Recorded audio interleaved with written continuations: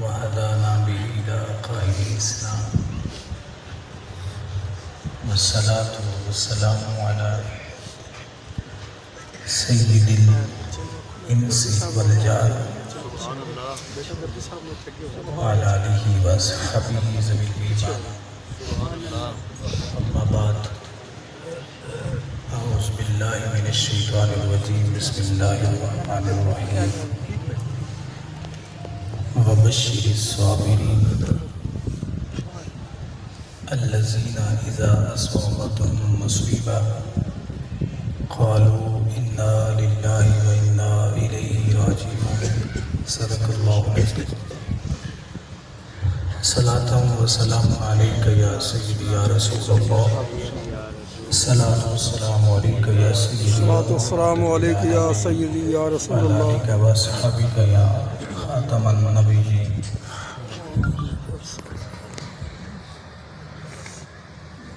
انتہائی قابل صدی احترام محترم المقام الحاج محمد اکرم دردی دام برکاتہ العالیہ، محترم برخوردار محمد احمد عابد صاحب، دیگر علماء مشائخ، سادات اعزاز، اللہ تعالیٰ نے قرآن شریف میں صبر کرنے والوں کو خوشخبری دی ہے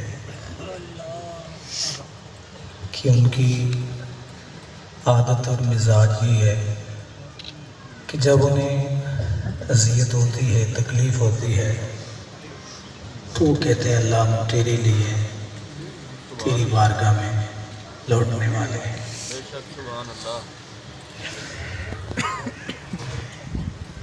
ہم یہاں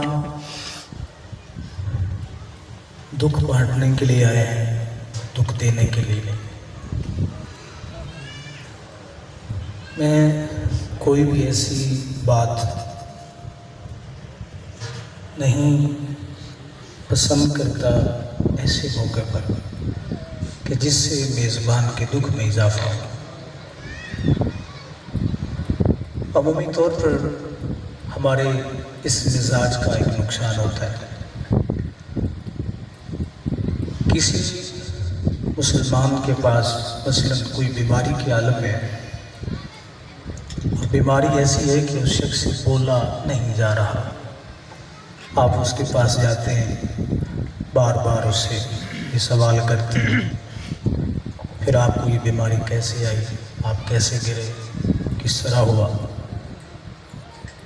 تو فرمایا آپ کی یہ تیمارداری جو ہے وہ بیمار کے لیے اذیت بن جائے گی، چونکہ مزاج اتنے بگڑ چکے ہیں۔ ہر شخص کی یہی خواہش ہے کہ وہ پذیرائی حاصل کرنے کے لیے جو بھی کرنا چاہے، جائز ہو ناجائز ہو، وہ کر رہے ہیں۔ لیکن ذات گرامی اس چیز کا خیال رکھا کریں کہ حدیث پاک میں آتا ہے، رسول کریم صلی اللہ علیہ وسلم کا مزاج ایک تصویر تھا کہ جب کوئی شخص حضور کی خدمت میں اپنا کوئی غم لے کے آتا تھا تو میرے آقا کریم صلی اللہ علیہ وسلم اس کی توجہ اور معاملات کی طرف مبذول فرما دیتے۔ کیوں؟ اس لیے کہ اس کا وہ دکھ اور اس کا وہ بوجھ جو ہے وہ ہٹ جائے اور اس کی طبیعت جو ہے اس میں کچھ تقویت آ جائے۔ حضرت شیخ نجم الدین کبریٰ رحمۃ اللہ علیہ تعالیٰ سے کسی نے پوچھا، حضور یہ صبر کیا ہوتا ہے؟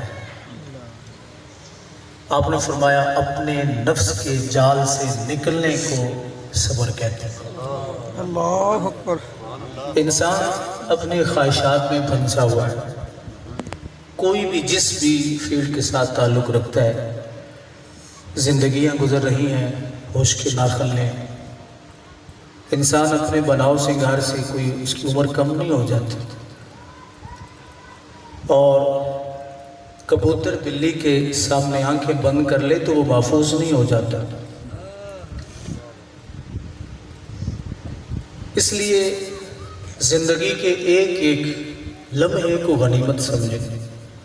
اگر آپ کی زندگی کا ٹریک جو ہے وہ تبدیل ہوتا نظر آ رہا ہو تو صوفیاء فرماتے ہیں، بلکہ ایک حدیث کا مفہوم بھی ہے کہ آپ کے رزق میں کوئی خرابی ہو.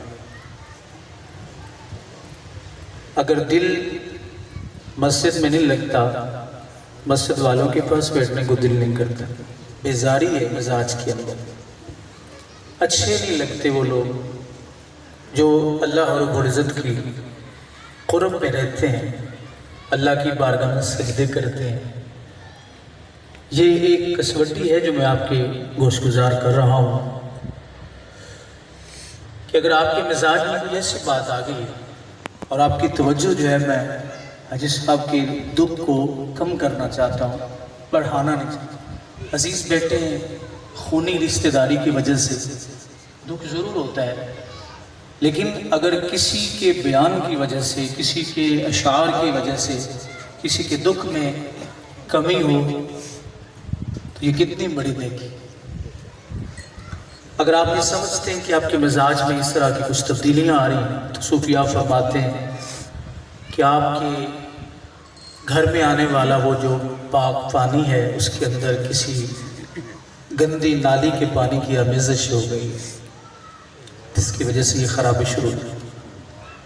تو حضرت شیخ نجم الدین کبری رحمۃ اللہ علیہ فرمانے لگے کہ انسان جس جال میں پھنسا ہوا ہے اپنے نفس کے، حسین کے لیے صبر کی دعا کی پلس اجر کی دعا کی.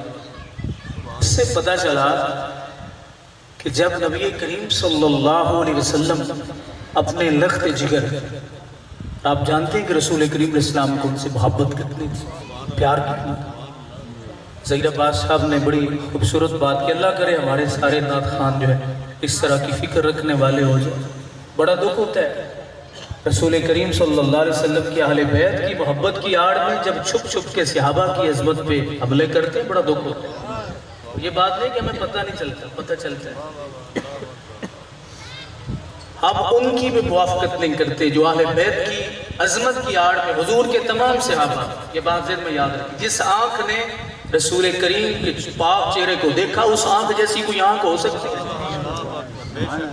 کوئی صحابی سے مستثنا نہیں ہے. حضرت سیدنا صدیق اکبر رضی اللہ تعالیٰ عنہ سے لے کر حضرت ابو طفیل جو آخری صحابی رسول کریم اسلام کے وصال فرمایا جنہوں نے ان تک، ہمارا ان سے بھی کوئی تعلق نہیں جو حضور علیہ السلام کے اہل بیت کی آڑ میں حضور کے صحابہ کی بیعت بھی کریں، تنقید کریں دبے لفظوں میں.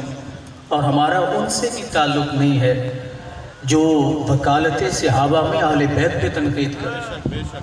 ہمیں ہمارے امام نے جو عقیدہ دیا اہل سنت کا ہے بیڑا پار، اصحاب حضور نجم ہیں اور ناؤ ہے عطرت رسول اللہ. اس لیے میں اس شخص کو غیرت مند نہیں سمجھتا جو جس محفل میں جائے اسی کا ہو کے رہ جائے.